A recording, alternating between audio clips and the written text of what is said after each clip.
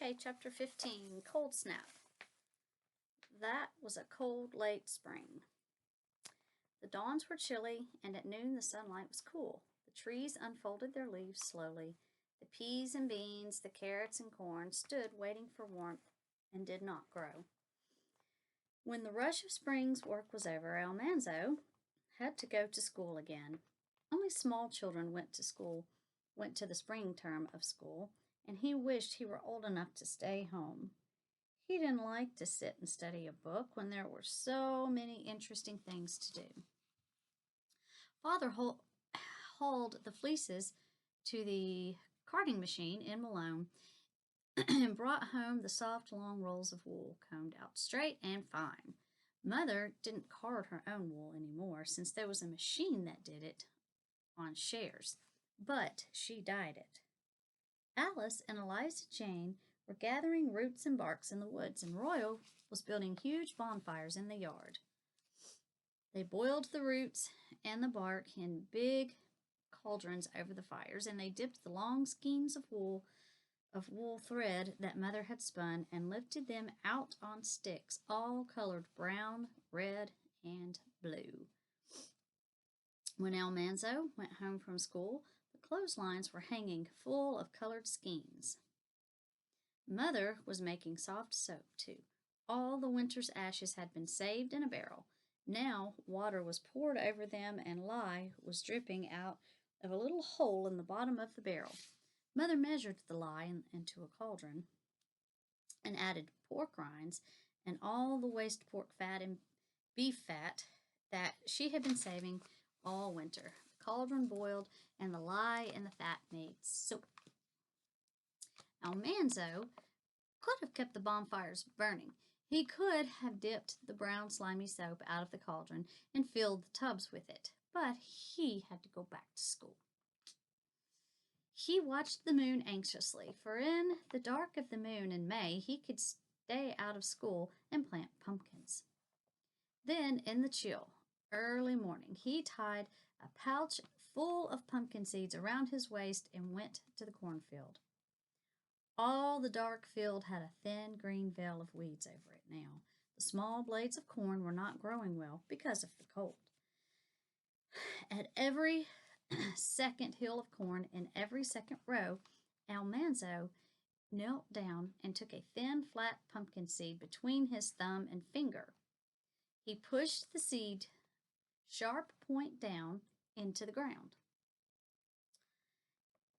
It was chill work at first, but pretty soon the sun was higher, the air and the earth smelled good, and it was fun to poke his finger and thumb into the soft soil and leave the seed there to grow. Day after day he worked till all the pumpkins were planted, and he begged to hoe and thin the carrots. He hoed all the weeds away from the long rows, and he pulled the little feathery carrot tops until those that were left stood 2 inches apart. He didn't hurry at all. No one had ever taken such pains with carrots as he did, because he didn't want to go to school. Where am I at? Oh, yeah. He made the work last till there were only 3 more days of school. Then the spring term ended, and he could work all summer. First, he helped hoe the cornfield. Father plowed between the rows, and Royal and Almanzo with hoes killed every weed that was left and hoed around each hill of corn. Slash, slash went the hoes all day, stirring the earth around the young shoots of corn and the first 2 flat leaves of the pumpkins. So the pumpkins are growing. 2 acres of corn Almanzo hoed, and then he hoed 2 acres of potatoes. Can y'all imagine 2 acres is a lot? As big as my field out back. That finished the hoeing for a while, and now it was strawberry time. Wild strawberries were few that year and late because frost had killed the first blossoms. Almanzo had to go far through the woods to fill his pail full of small, sweet, fragrant berries. When he found them clustered under their green leaves, he couldn't help eating some. He snipped off the green twigs of wintergreen and ate them, too. And he nibbled with his teeth the sweet, sour wood sorrel's stems right up to their frail lavender blossoms. He, he stopped to shy stones at the frisking squirrels. That must mean he's at the frisking squirrels. He must be throwing rocks at them. And he left his pail on the banks of streams and went wading, chasing the minnows, but he never came home till his pail was full. Then there were strawberries and cream for supper, and the next day, Mother would make strawberry preserves. Those are so good. I make those. I never saw corn grow so slowly, Father worried. He plowed the field again and again. Almanzo helped Royal to hoe the corn, but the little shoots stood still. On the 1st of July, they were only 4 inches high. Oh. They seemed to feel that danger threatened them and to be afraid to grow. It was 3 days into Independence Day, the 4th of July. Then it was uh, Then it was 2 days. Then it was 1 day. And that night, Almanzo had to take a bath, though it wasn't Saturday. Next morning, they were all going to the celebration in Malone. Almanzo could hardly wait till morning. There would be a band and speeches, and the brass cannon would be fired. If you guys have ever gone to the Pilgrim 4th of July celebration, it reminds me of this. It's really good. The air was still, we go every year. The air was still and cold that night, and the stars had a wintry look. After supper, Father went to the barns again. He shut the doors and little wooden windows of the horses' stalls, and he put the ewes with lambs into the fold. When he came in, Mother asked if it was any warmer. Father shook his head. I do believe it is going to freeze, he said. Pshaw, surely not, Mother replied, but she looked worried. Sometime in the night, Almanzo felt cold, but he was too sleepy to do anything about it. Then he heard Mother calling, Royal, Almanzo! He was too sleepy to open his eyes.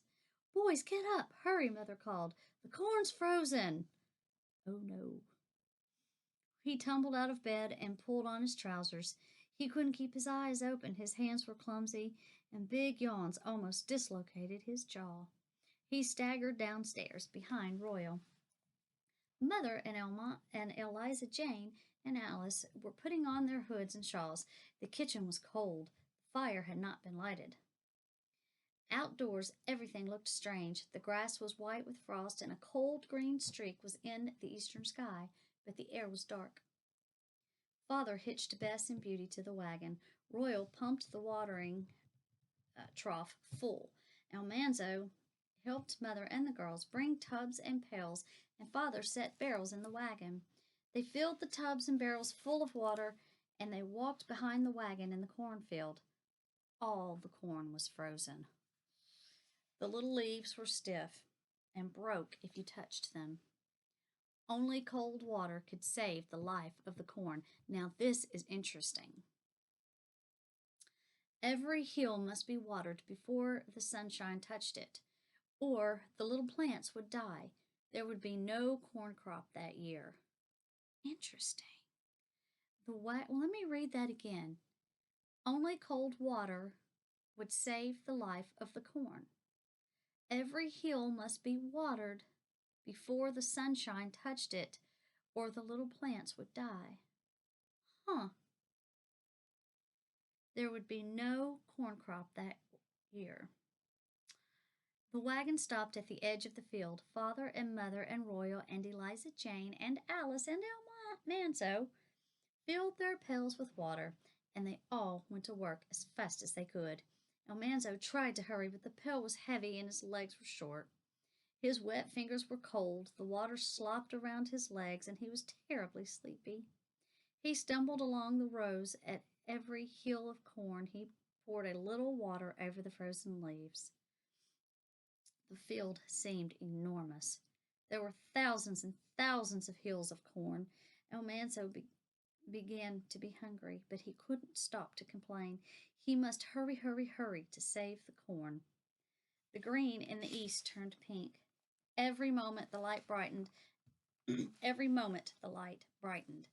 At first, the dark had been like a mist over the endless field. Now Almanzo could see the end of the long rows. He tried to work faster.